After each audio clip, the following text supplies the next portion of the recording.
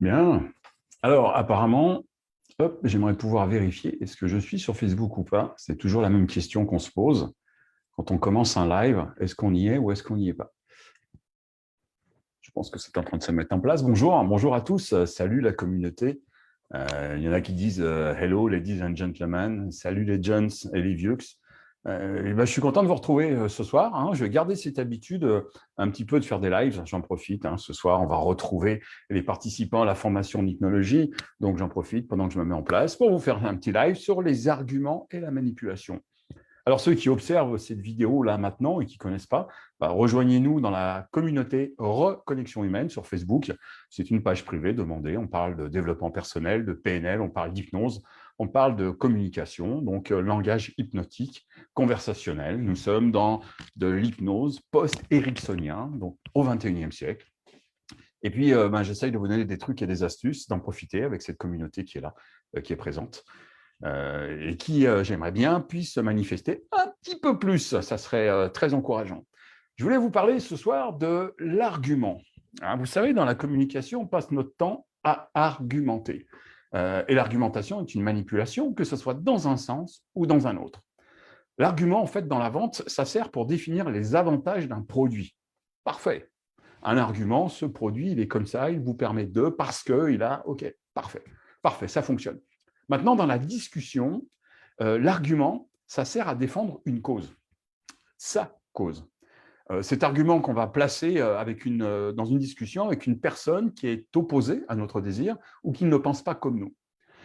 Eh bien, je vais vous dire quelque chose. Argumenter, c'est creuser sa tombe, hein. Plus vous allez argumenter, moins vous allez apporter la confiance que vous nommez, plus vous allez hésiter, et plus ça va être les grosses rames. Là, vous allez traverser l'Atlantique parce que vous allez trouver des arguments, et plus vous avez des arguments, et plus vous êtes maladroit, et plus vous êtes maladroit, et moins vous êtes pris au sérieux. Creuser sa tombe, mais aussi argumenter, c'est donner des cartouches à l'autre pour rebondir, et puis asseoir son autorité.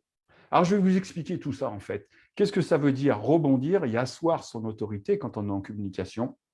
Je vais donner un exemple tout bête. Un adolescent, je dirais un jeune adulte de 19 ans qui habite encore chez ses parents, avec un père qui va être assez contrôlant et qui veut garder le contrôle de l'autorité parentale, je dirais paternelle, sur ce qui est en train de se passer à la maison. Et le jeune adulte de 19 ans, il dit, hey, papa, ce soir, je vais aller dormir chez un copain. Il ne lui pose pas la question. Il lui dit, papa, j'ai 19 ans. Il ne lui dit pas, mais il le pense, j'ai 19 ans, je vais dormir chez un copain ce soir. Et le père, il lui répond, OK, mais tu rentres à 8 heures demain matin ou plus tard. Et le jeune, il va répondre, mais pourquoi est-ce que tu veux veux pas, tu veux que je rentre à 8 heures, pourquoi? Tu rentres à 8 heures demain matin, tu sors ce soir, tu rentres. Mais pourquoi? Quand je vais chez un copain, j'en profite, on a le temps, on prend le temps de se réveiller, on déjeune, et puis on peut s'amuser. Et son père, il lui répond, tu t'amuseras à la maison. Mais pourquoi je ne peux pas? Eh bien, c'est comme ça. On est rentré dans l'autorité. Vous allez voir que ce pourquoi, c'est loin d'être un ami. L'argument, là, il n'est pas valable. Je vais m'amuser, pouvoir m'amuser. Le père, il rebondit avec ce qu'a dit le jeune, et sans donner d'argument. C'est pas possible. Il rebondit. Tu veux t'amuser, tu t'amuseras à la maison. La discussion, elle est close. Le pourquoi, là, il est venu poser un gros problème. Alors imaginez que la réponse soit différente. Papa, ce soir, je vais dormir chez un copain. OK, mais tu rentres à 8 heures demain matin au plus tard. Ah, qu'est-ce qui est prévu demain à 8 heures? Vous voyez le qu'est-ce qui est prévu demain? Eh bien, ça va être obligé au père, il va être obligé, lui, d'apporter un argument. Le qu'est-ce que a remplacé le pourquoi. On va voir en psychologie, on va beaucoup parler du pourquoi. Dans la communication hypnotique, on va plutôt retourner une question avec un parce que. Qu'est-ce que, pas parce que.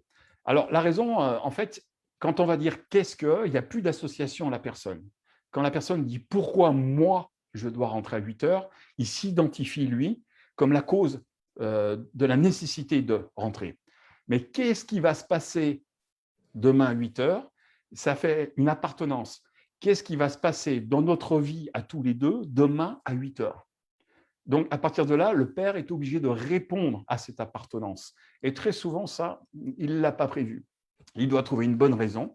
Et ça, c'est plus compliqué de trouver une bonne raison qui a été réfléchie avant que d'imposer son autorité.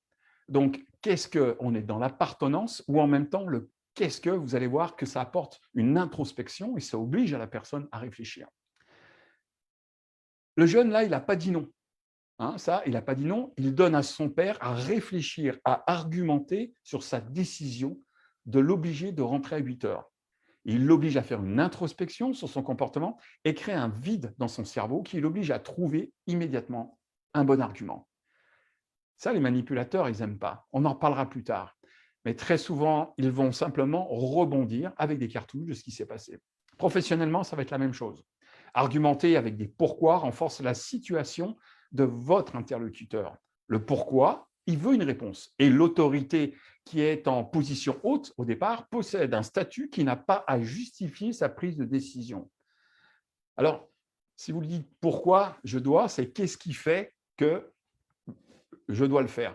Qu'est-ce que ça démontre que la personne est obligée de réfléchir, elle n'a pas le choix. Et en plus, je vous répète, ça crée un vide dans le cerveau et le cerveau ne supporte pas le vide. La même chose quand vous discutez, puis c'est oui, mais. Le oui, mais entraîne un argument. Pensez-y, l'argument derrière ce oui, mais, cela veut dire que je ne suis pas d'accord avec toi. Et là, vous creusez une distance entre vous et votre interlocuteur. Le fait de dire non ou de ne pas être d'accord, la personne elle va reculer parce qu'elle est dans la méfiance, il y a un défi qui est lancé. Le oui et as-tu pensé à, qu'est-ce qui serait différent si vous n'avez pas dit non, vous dites oui et as-tu pensé? C'est-à-dire que vous ouvrez une autre possibilité, une autre porte, et la personne, elle est obligée de réfléchir pour vous apporter une réponse. Et c'est elle, à ce moment-là, qui se met à argumenter. Donc, attention à ça. Posez des questions avec des phrases qui commencent par qu'est-ce, qu'est-ce que, qu'est-ce qui fait, qu'est-ce qui te fait dire. Pensez à ce qu'est-ce que plutôt que ce pourquoi. Et si on avance sur le manipulateur, qu'il soit narcissique ou tout simplement manipulateur, il a un objectif à atteindre. Très souvent, le manipulateur observe juste l'objectif. C'est-à-dire tout le chemin pour y arriver, ce n'est pas son problème, de toute façon, ce n'est pas lui qui va le faire. C'est l'objectif à atteindre qu'il recherche. Alors, il veut vous faire ou vous apporter un sentiment de culpabilité qui vous obligera à agir comme lui, il l'entend. Faites votre petit chemin dans votre tête. Alors, très souvent, il peut ne pas en avoir conscience. On va bien penser qu'un manipulateur peut être une maladie aussi. C'est un schéma comportemental et il peut très bien ne pas en avoir conscience. Mais vous allez le repérer avec la double contrainte. Pour ceux qui suivent un peu les cours, la double contrainte, c'est de la manipulation tout simplement, qui est un comportement et souvent intrinsèque parce qu'il y a un besoin.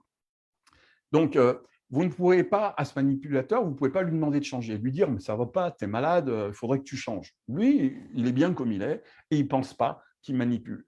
Donc, il faut lui permettre de réfléchir à son comportement. Et comme je le dis régulièrement, on ne dit pas aux gens ce qu'ils doivent faire.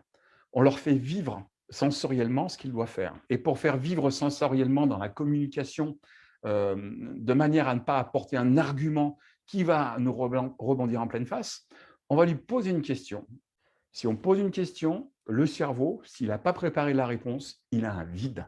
Et quand il y a un vide, on perd le contrôle. Et le manipulateur, il va vite perdre contrôle si vous lui posez une question qu'il n'attend pas, parce que vous venez de créer un vide. Alors, souvent, il a rarement, ce que je vous ai dit tout à l'heure, planifié des arguments et a besoin d'en savoir plus sur vous pour vous piéger. Et c'est là où il va vous poser les questions.